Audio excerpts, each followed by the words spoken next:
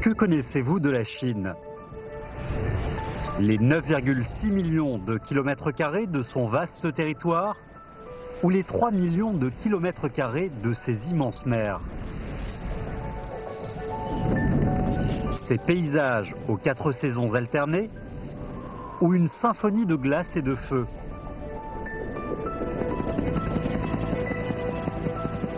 Quittant le sol et planant dans le ciel tel un oiseau, vous aurez une vue au-delà de votre imagination. On part pour des endroits ordinairement inaccessibles, afin de voir des merveilles réservées au ciel. Vus du haut, même les paysages les plus familiers changent sur cette terre où se déroulent nos vies quotidiennes.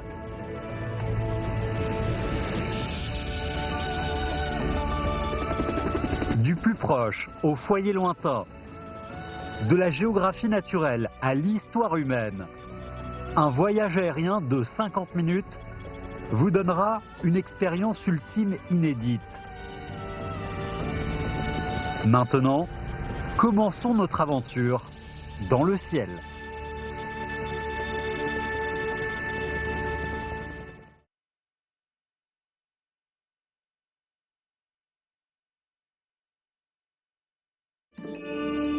La province du Heilongjiang se situe à l'extrême nord du territoire chinois. La région du Grand Khingan et du Petit Khingan constitue un océan forestier. Le fleuve Amour et ses nombreux affluents ont créé avec leur force 2 plaines plates qui sont devenues les plus grands greniers de la Chine. Notre voyage commence à partir de l'extrémité nord de la Chine pour ressentir la nature de la neige et regarder d'en haut les phénomènes merveilleux de Frimat. Attraper des skieurs à grande vitesse, expérimenter les défis extrêmes des jours d'hiver, aller à Harbin et rejoindre le festival du Royaume de la Glace. Enfin, se rendre dans le pays natal de la glace, se régaler des loisirs en jouant avec la neige.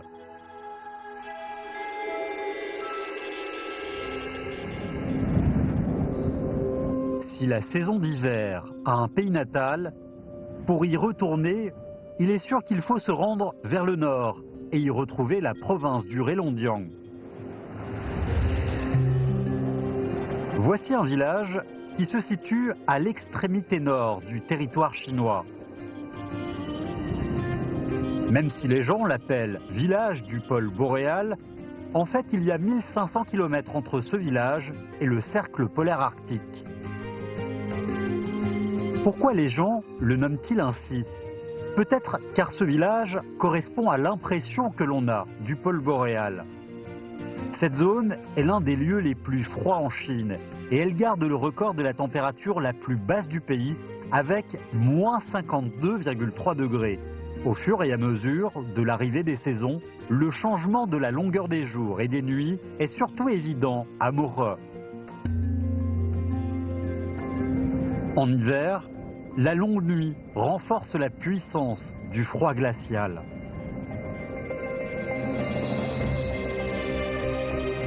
En été, la plus longue journée dure 17 heures. Le soleil devient beaucoup plus généreux. La terre manifeste sa prospérité.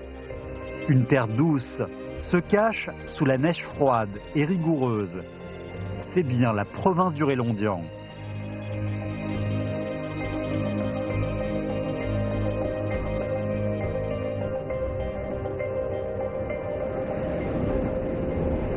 Harbin a également 2 aspects totalement différents. La plupart du temps, c'est un lieu simple et sans décor. Mais si l'on y vient à la bonne saison, on sera étonné par sa beauté parfaite. En hiver, la centrale hydraulique draine de l'eau chaude. Les rivières aux alentours de la centrale ne gèlent pas de l'année. Une grande quantité de vapeur qui se rassemble dans l'air attend une métamorphose magnifique.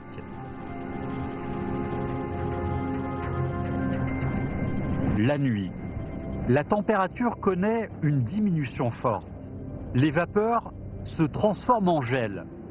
Et ces gels s'unissent à la surface des branches d'arbres et présentent le phénomène merveilleux du frima.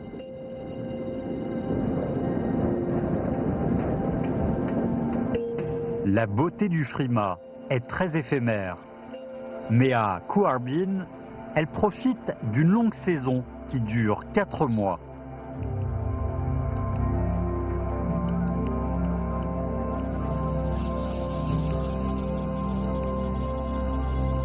En raison d'un froid sévère, les vapeurs se solidifient sous différentes formes. Cela crée les caractéristiques de l'extrémité nord de la province du Rélondiang. Comme un astre gelé arrêté, les gens ont souvent une solution pour le redémarrer.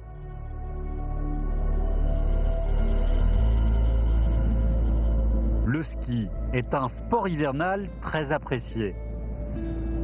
L'après-midi est un bon moment pour faire du ski.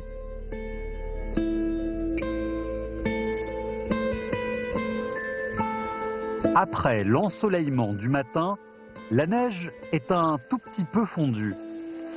Cela favorise l'augmentation de la force de frottement, permettant aux débutants de mieux maîtriser les planches de ski.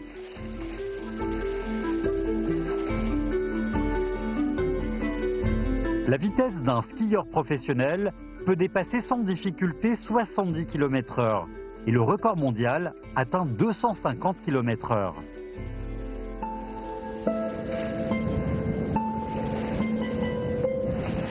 C'est la vitesse la plus rapide que l'être humain peut atteindre sur Terre sans d'autres moteurs.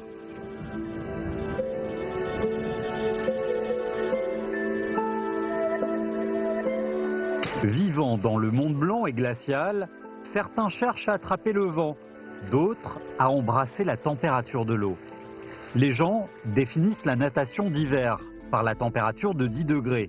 Mais dans la province du Rélondiang, il faut attendre que la température tombe à -20, -30 degrés pour y aller. C'est là le bon moment pour nager en hiver.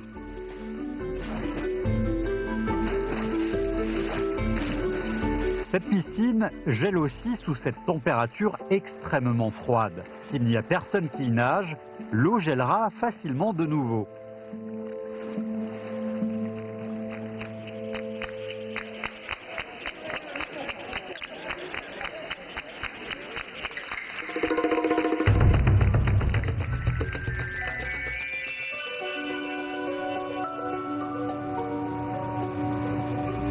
Non seulement la température rigoureuse encourage les gens à relever des défis envers eux-mêmes, mais aussi elle provoque la création de la beauté. Quand la rivière Songkhra gèle, elle est coupée en cubes de même taille. Ensuite, la force humaine intervient. Les ouvriers qui recueillent les cubes de glace se servent de ciseaux spéciaux. Ils frappent jusqu'à ce que les cubes se séparent totalement de la surface. Chacun des cubes pèse plus de 500 kg. Si l'on veut les traîner sur le bord, il faut être nombreux.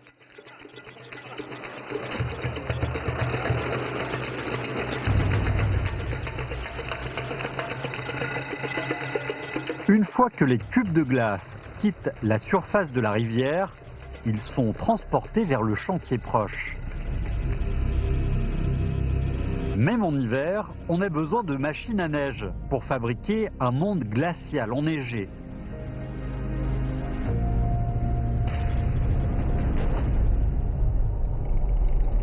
Les grandes machines assurent l'efficacité. Les artisans habiles sont doués pour sculpter la glace en différentes formes. Plus de 10 000 ouvriers doivent transformer cette zone en festival de neige.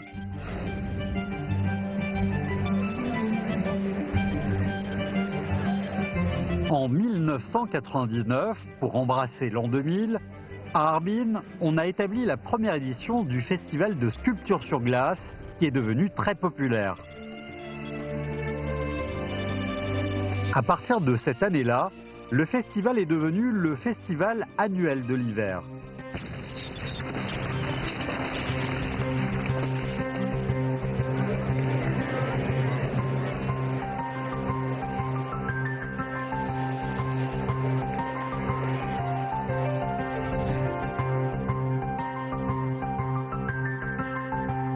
Pour préserver la créativité du festival, chaque année, il a un nouveau thème. En 2016, on a accueilli la 18e édition à Harbin. Les 18 monts en glace, comme des bougies d'anniversaire, expriment des vœux pour le festival.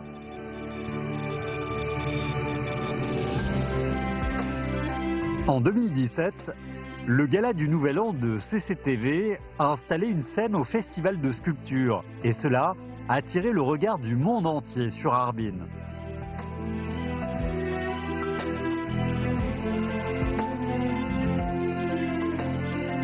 Les habitants d'ici sont doués dans le domaine du traitement de la neige. Ils prennent la glace comme des briques et la neige comme des murs pour créer un royaume de glace et de neige qui n'existe que dans les contes. En tant que vieil ami, parfois, la neige apporte des opportunités et des surprises inattendues.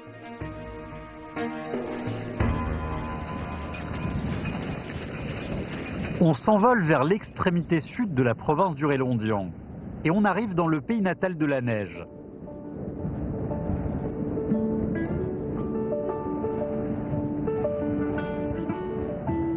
Ici, c'est le lieu où il y a le plus de neige en Chine.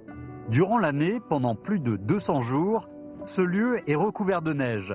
Le niveau le plus haut d'enneigement atteint plus de 2 mètres. Dans le pays natal de la neige, en hiver, c'est le chasse-neige qui est le plus apprécié. Dans la nuit, la neige peut tomber si fort que le lendemain matin, on ne peut pas ouvrir la porte. À ce moment-là, le chasse-neige est si pratique.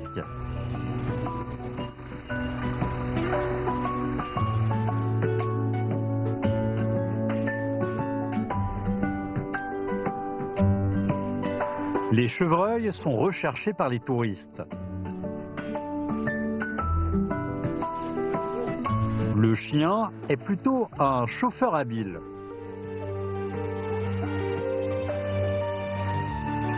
Ici, les rennes sont les vedettes et leur apparition attire souvent la curiosité de l'être humain.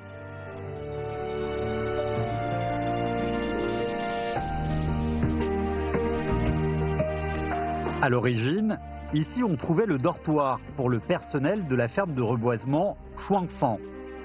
Puisqu'elle profite de chutes uniques de neige, elle est devenue un site touristique populaire.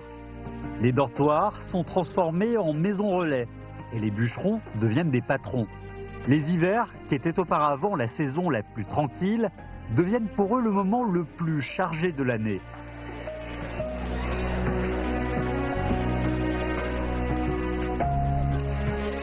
Même dans les lieux les plus froids, la joie n'est jamais absente. L'envie athlétique propulse des heurts ardents sur la surface de la glace.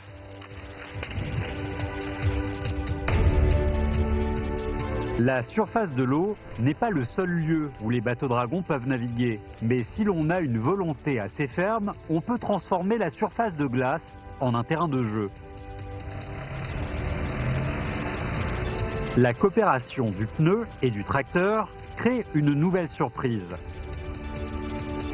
La basse température gèle la surface de l'eau et également elle diminue la distance entre l'homme et le lac. L'aéroglisseur est le plus populaire. Ce travail en hiver n'est qu'un temps partiel pour l'aéroglisseur. Quand la neige et la glace fondent, il devient un yacht à la surface de l'eau.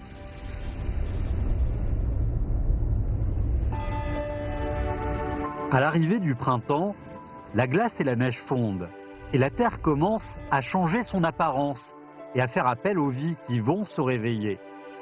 Tout profite du temps pour grandir. Il ne faut pas rater les belles années et le beau soleil.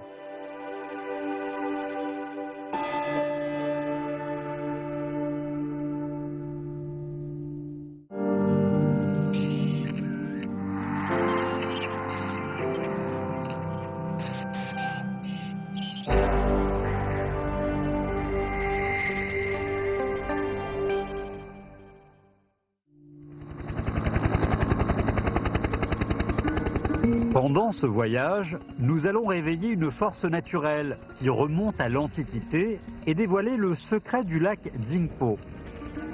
À l'autre bout de la Terre, rendre visite à une grande famille de volcans.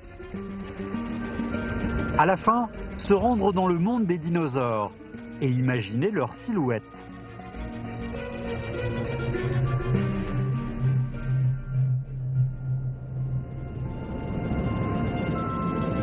Le lac Dingpo est le plus grand lac alpin lavique de barrage en Chine. Et il profite de la même réputation que le lac de Genève en Suisse.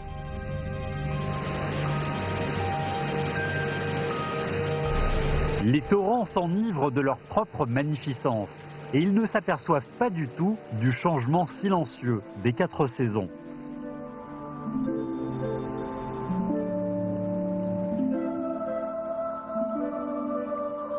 Les courants d'eau et les falaises se mélangent et deviennent un phénomène spectaculaire de cascades gelées.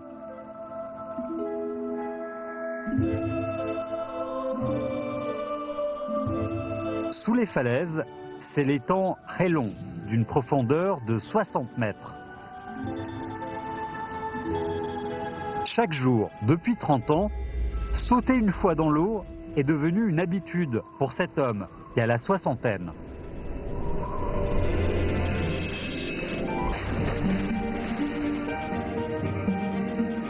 Voici un jeu pour les courageux. Mais ne vous inquiétez pas, dans la profondeur de l'eau, la chaleur est plus forte que vous ne le pensez. Ici, en hiver, la température peut tomber jusqu'à moins 20 degrés. Mais la température en dessous de l'eau reste à plus de 10 degrés toute l'année. Et si l'on descend plus bas, elle est plus chaude, puisqu'il y a des sources thermales souterraines qui débordent sans arrêt.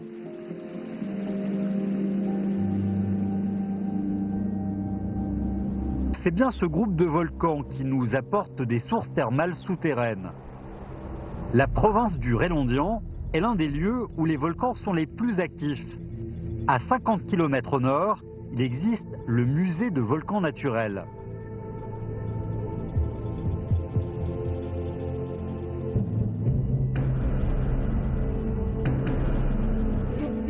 Voici l'un des volcans les plus jeunes de Chine.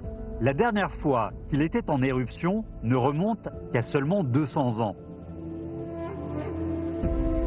Un général gardant les frontières de la dynastie Qing a été témoin de cette scène, l'a noté et l'a signalé à l'empereur Kangxi. Sa description est devenue l'une des rares traces écrites des éruptions chinoises dans l'histoire.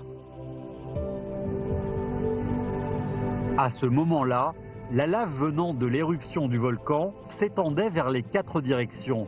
Une partie de la lave est restée ici après le refroidissement et la solidification. Une grande quantité de lave avançait en longeant la configuration du terrain et bloquait le cours d'eau fluvial de la rivière Baire. Au final, avec la force de cette lave, les 5 lacs liés sous une forme de chaîne de perles se sont composés. Voici l'origine de Wudalienche.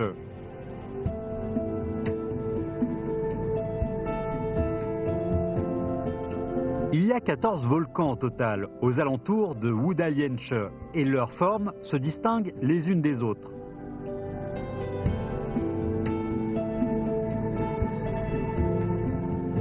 Au cratère du volcan de la montagne Yaochuan, les gens ont construit un temple. Depuis la construction de ce temple, les Sanskrits remplacent les grondements de la terre.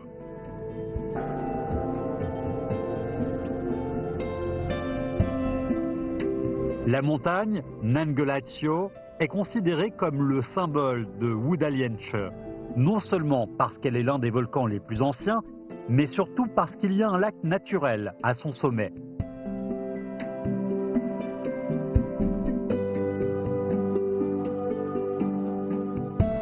Après des centaines d'années, dans le cratère s'est constituée une épaisse couche de terre riche en houmous. La terre engendre le végétal qui empêche l'eau de pluie de s'enfuir vers l'extérieur. Petit à petit, le lac s'est formé et le volcan possède son propre œil profond.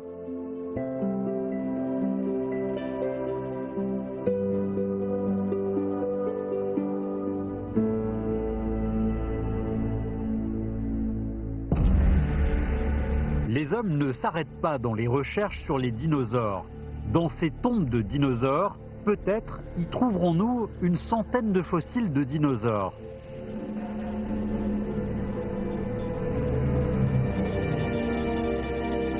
Ils vivaient 65 millions d'années avant notre ère. À l'époque, la température était 10 degrés supérieure à celle de nos jours et le climat correspondait plus à une zone subtropicale d'aujourd'hui.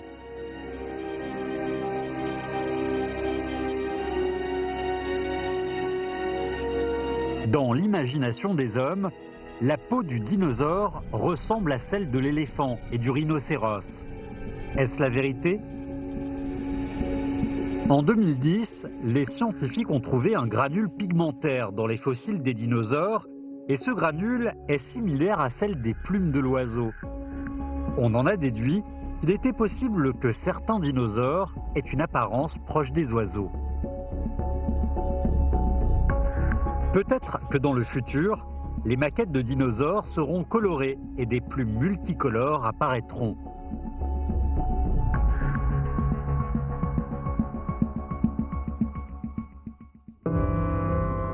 Que connaissez-vous de la Chine?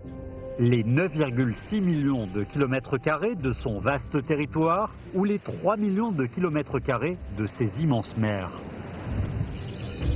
Ces paysages aux 4 saisons alternées ou une symphonie de glace et de feu?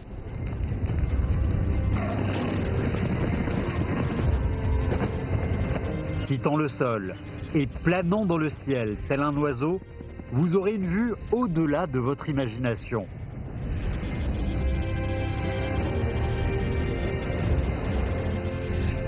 Du plus proche au foyer lointain, de la géographie naturelle à l'histoire humaine. Un voyage aérien de 50 minutes. Maintenant, commençons notre aventure dans le ciel.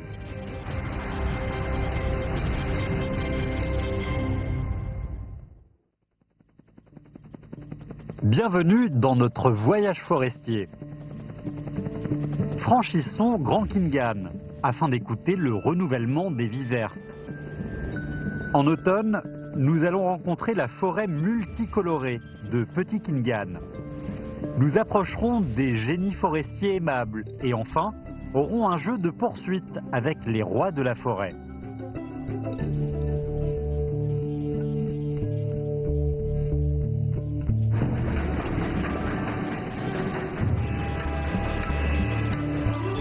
Nous ne pouvons avoir une expérience directe et vivante de l'immense étendue de Grand Khingan que pendant un vol au-dessus de la forêt.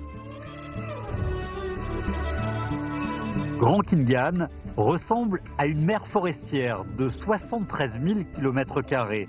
Sa superficie équivaut à 1/6 de celle de la province du Heilongjiang. Dans le passé, la nature a formé une forêt vierge en un temps infini. En revanche, l'abattage et les incendies l'ont beaucoup détruite.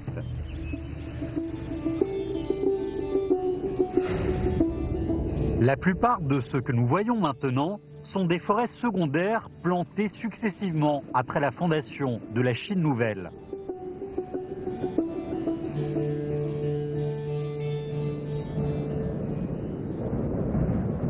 Cette ville a vraiment de la chance. Elle garde une forêt vierge ayant survécu à l'incendie de 1987. Cet incendie en 1987 a détruit 1/10 de la forêt de Grand Khingan. Plus de 50 000 militaires et citoyens ont combattu pour l'éteindre en 28 jours. Afin de se souvenir, les hommes ont installé un musée juste à côté de la forêt. Continuons notre vol vers le sud-est pour aller voir Petit Khingan. Cet endroit a la réputation d'être le pays natal des sapins rouges. Les écureuils aiment bien cacher les pommes de pin dans différents lieux, mais ils n'ont pas une mémoire d'éléphant et ils oublient souvent où se trouve la cachette. Les pommes de pin oubliées germent au printemps et cela permet aux sapins rouges d'élargir leur territoire.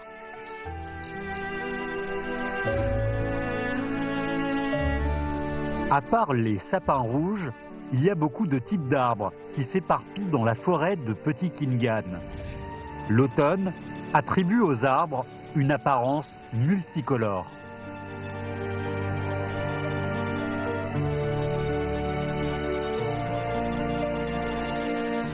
Dans le passé, cette forêt était synonyme de ressources. À ce moment-là, les trains qui traversaient la forêt de Petit Khingan n'avaient envie que d'exporter le bois et le charbon. Désormais, cette voie ferrée est devenue le meilleur itinéraire pour découvrir la forêt. Avec le développement de la civilisation écologique, la beauté de la nature revient dans le champ de vision des hommes.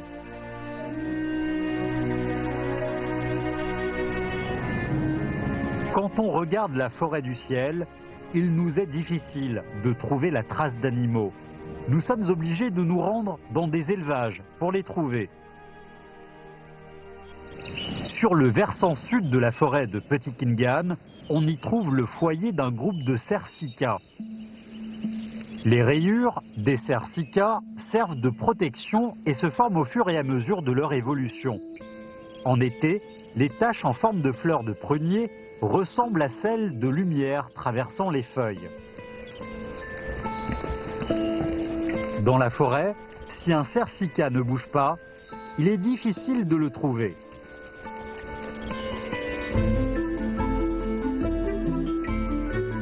Les hauts et les bas que la forêt connaît ont des influences directes sur les animaux qui y vivent.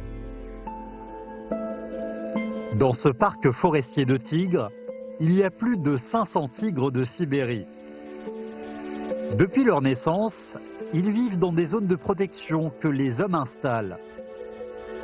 Leurs ancêtres sont 8 tigres sauvages de Sibérie, de sang pur.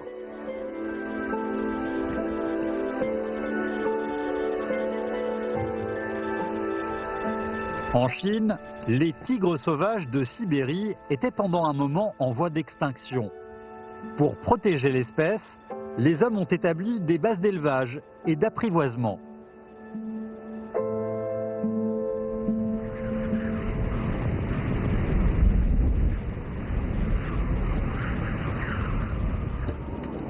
En même temps que la reproduction, l'entraînement des tigres de Sibérie pour leur réintroduction est en cours.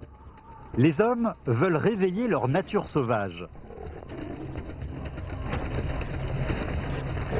Il semble que cette approche soit bien efficace. Ces tigres retrouvent petit à petit l'air des rois de la forêt.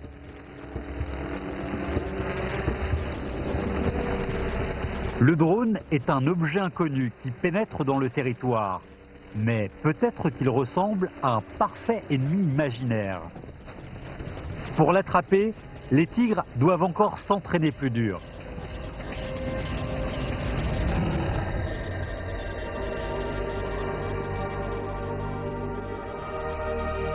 En faisant nos adieux à ces tigres de Sibérie, on voudrait bien partager une bonne nouvelle avec eux. L'environnement écologique de la forêt est en train de se rétablir. Peut-être que dans le futur, on aura l'occasion de les retrouver dans la forêt.